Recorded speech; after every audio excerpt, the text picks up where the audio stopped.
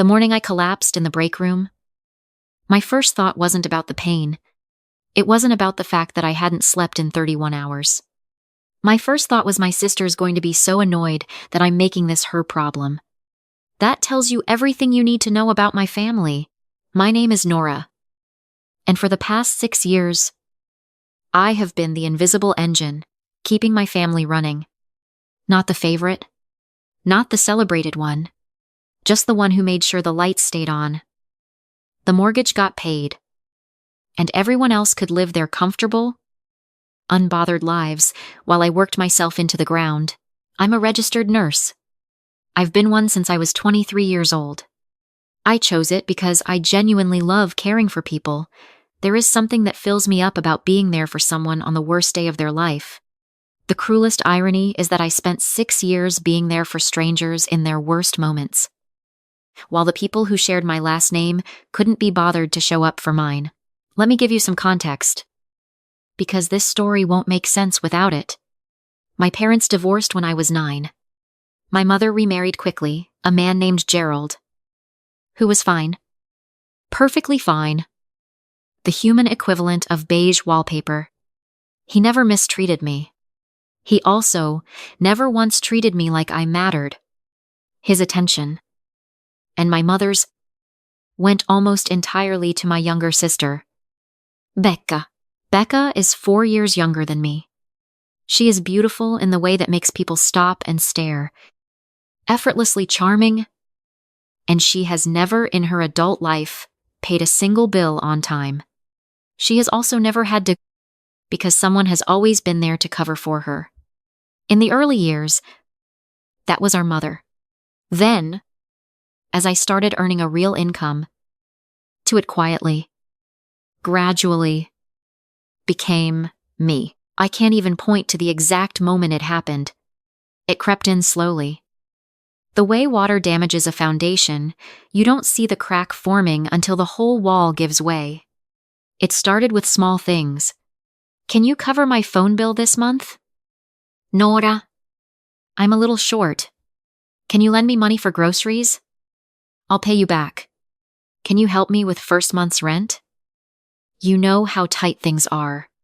I always said yes, because I was raised to believe that family helps family.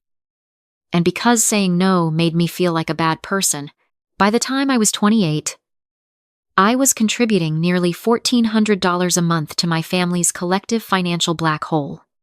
My mother and Gerald had taken out a second mortgage on their house for reasons that were never fully explained to me. And somehow I had become partially responsible for that payment. Becca had a car that needed constant repairs, and those repairs came out of my pocket. There was always something. There was always a reason. There was always a voice on the other end of the phone that made me feel guilty for even hesitating. Meanwhile, my own savings account had exactly enough in it to make me feel vaguely secure, and nothing more. I wasn't building a future. I was treading water while dragging 3 other people who refused to learn to swim. The collapse happened on a Tuesday. I had picked up a 3rd consecutive double shift because 2 of our overnight nurses had called out sick and our floor was critically understaffed. I had been awake since 4 in the morning the previous day. I was walking back from the supply closet, carrying a stack of charts. And then nothing. I woke up on the floor of the break room with a coworker kneeling over me, and the ceiling lights so bright they felt like an accusation. They admitted me that same afternoon. Severe exhaustion, dehydration, and something with my blood pressure that made the attending physician look at me with the kind of serious expression that makes your stomach drop. They wanted to run more tests. They wanted to monitor me overnight. Then overnight became 3 days. And 3 days became a week. And somewhere in there I stopped counting because it stopped mattering. I called my mother from my hospital bed. Still in the paper gown. Still with the IV in my arm. I told her what had happened. I told her where I was. She said, "Oh no. Nora, that's terrible. Are you going to be okay?" I said I didn't know yet. That the doctors were still figuring things out? There was a pause. And then she said, "The thing is, We're actually leaving for Scottsdale on Thursday. Gerald's conference. And we were going to tack on a few extra days, make a little trip of it. Becca's coming too. We already booked everything. I waited for the rest of the sentence. I waited for the, but we'll cancel. Of course. Or the, obviously we're not going anywhere now. It didn't come. I'm sure you'll be in good hands. She said, the hospital staff will take care of you. That's literally their job. Right. And you work there. So you know everyone. I don't fully remember the rest of that conversation. I remember hanging up. I remember staring at the acoustic tile ceiling for a very long time. I remember a nurse I'd never met before coming in to check my vitals, and her asking if I was okay, and me saying yes in a voice that clearly indicated I was not. They went to Scottsdale. All three of them. My mother, Gerald, and Becca flew to Arizona for a long weekend of golf and spa treatments and restaurant dinners while I lay in a hospital bed in the city we all lived in. 40 minutes from their house. I didn't tell many people what was happening. I was embarrassed, which is its own kind of painful. Being sick and alone and embarrassed about being sick and alone. A few of my coworkers knew, because they had literally watched me collapse. But I asked them not to make a fuss. I didn't want visitors. I didn't want anyone to see me like that. So when the nurse on the evening shift told me on my second night that I had a visitor, I was confused. I hadn't told anyone else. I couldn't figure out who it would be. She said his name was Daniel Holt. She said he was asking if I was accepting visitors, and that she told him it was up to me. I didn't know a Daniel Holt. I said the name out loud a few times, trying to place it, and couldn't. But something loneliness, probably, or curiosity, or just the particular desperation of lying alone in a hospital bed for 2 days made me say yes. He was tall, somewhere in his mid-50s, with silver at his temples and the kind of quiet, careful way of moving that made him look like someone who was used to not wanting to disturb people. He stood in the doorway for a moment, before coming in, too like he was asking permission just by pausing there. He said, "You probably don't know who I am." I told him I didn't. He pulled the chair closer to my bed and sat down. And he looked at me for a long moment, with an expression I couldn't read, something between relief and grief. If those two things can occupy the same face at the same time, he said, "I'm a friend of your father's. Your biological father. My name is Daniel. And James asked me to check on you. My biological father's name is James Calloway. He and my mother separated before I was 2 years old. I have met him exactly 4 times in my life, twice as a small child. Once, when I was 14 and went through a phase of wanting to find him, and once about 6 years ago when he reached out briefly, apologized for being absent, and then drifted away again. He lived in another state. We exchanged emails sporadically. We were strangers with matching DNA. I asked Daniel how James even knew I was in the hospital. He said James still had a contact in the city, an old mutual friend who had heard through a chain of people that something had happened to me. James couldn't travel. He'd had a knee replacement 2 weeks prior and was still non-weight-bearing. So he had called Daniel, who apparently lived 20 minutes from the hospital, and asked him to go check on me. He felt terrible that he couldn't come himself. Daniel said he wanted someone to be here. I didn't know what to do with that. I genuinely did not know what to do with the information that my mostly absent biological father had, from another state, in a knee brace, to manage to arrange for someone to sit with me in the hospital while my mother, who lived 40 minutes away, was eating dinner at a resort in Scottsdale. Daniel came back the next night, and the night after that, and every night for the rest of my hospital stay. He never overstayed. He never pushed me to talk about things I didn't want to talk about. He brought terrible hospital vending machine coffee the second night and made a joke about it being the best he could do on short notice. And I laughed for the first time in days. He told me about James not to defend him or make excuses, but just to give me context I'd never had. He told me that James had talked about me over the years, had followed my career from a distance, had been proud in the way that people are proud when they know they don't have the right to claim it publicly. On the fourth night, I asked Daniel why he was doing this. He barely knew me, he said. Because James asked me to, and because no one should be alone in a hospital. It was such a simple answer. It almost made me cry, which I was determined not to do. In front of this man I had known for 4 days. My mother called twice during the week I was hospitalized. Both calls were brief. She asked how I was doing in the tone of someone who is hoping the answer will be fine so the conversation can end. She mentioned that Scottsdale was beautiful, that the weather was perfect, that Becca had gotten a massage. I listened to all of this from my hospital bed and felt something shifting very quietly inside me, not breaking. Exactly. More like rearranging. She came to see me the day after they got back. She swept into my room smelling like sunscreen and resort shampoo, Gerald trailing behind her. Becca, on her phone in the doorway. My mother hugged me carefully, in the way you hug someone when you're not sure how sick they are, and told me I looked pale. Then she sat down and told me that the hospital had called her at some point during the week. Something about updating emergency contact information and medical decision-making paperwork. Since I was an adult patient whose preferences they needed to document, she had assumed she was still listed as my emergency contact. Apparently, I had updated that paperwork 18 months earlier. After a conversation with a patient advocate at work who had encouraged all the staff to review their documents, I had listed a close friend from work named Priya. My mother was bothered by this. She said she didn't understand why I would change that without telling her. I said, carefully, that it had seemed practical, that Priya was local and available, and we worked in the same building. My mother said she was my mother, and that it was her right to be involved in my care. And then she asked the front desk for something.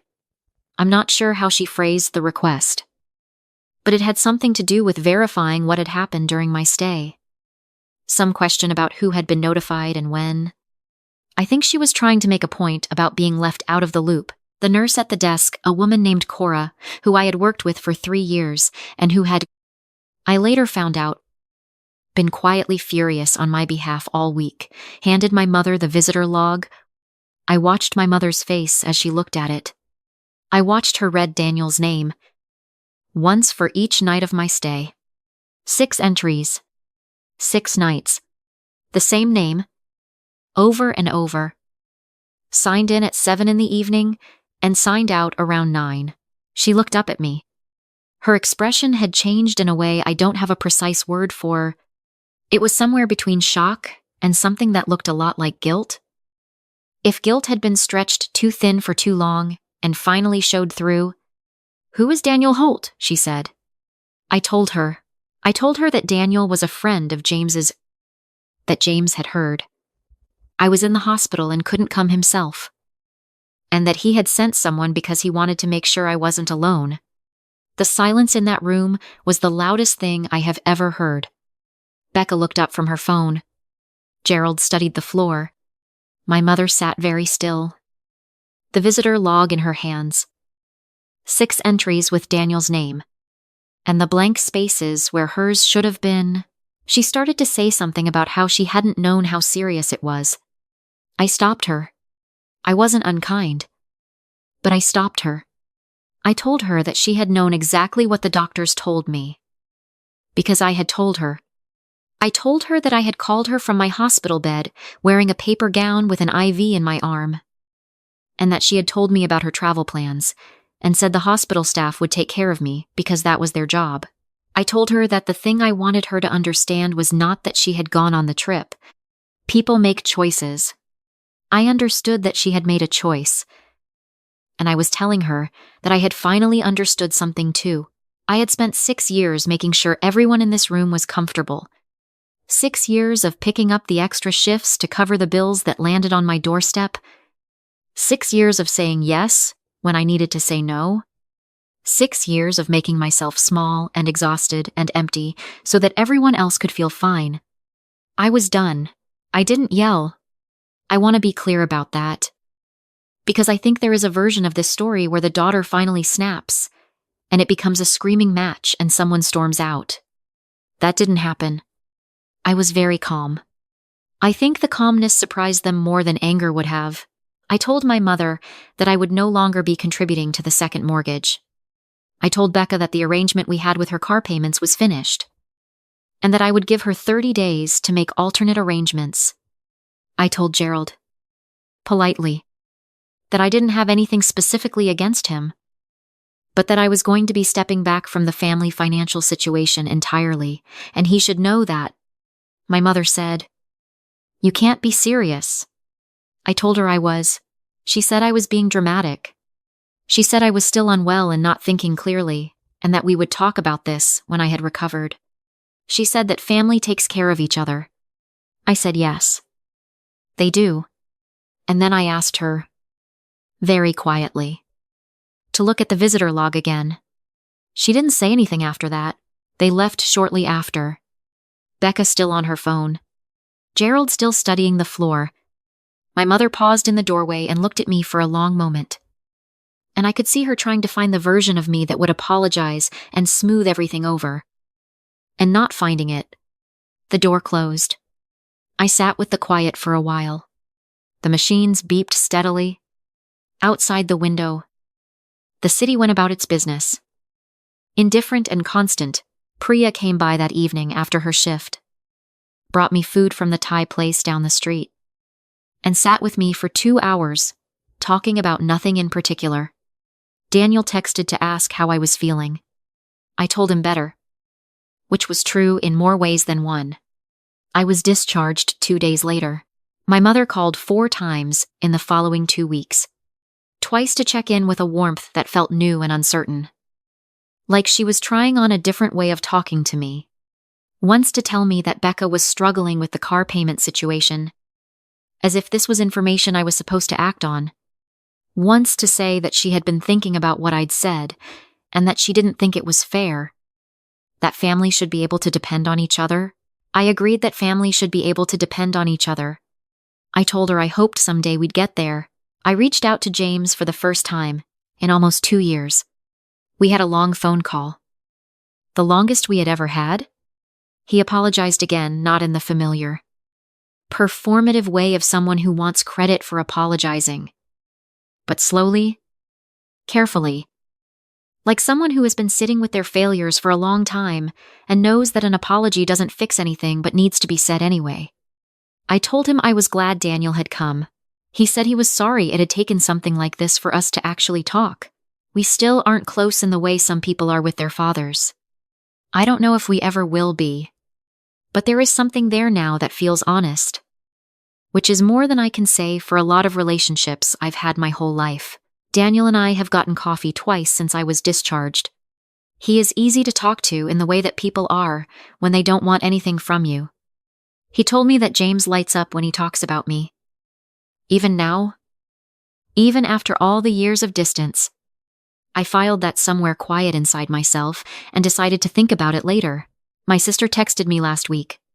She said she had figured out a payment plan for the car, and she just wanted me to know. There was no apology in the text.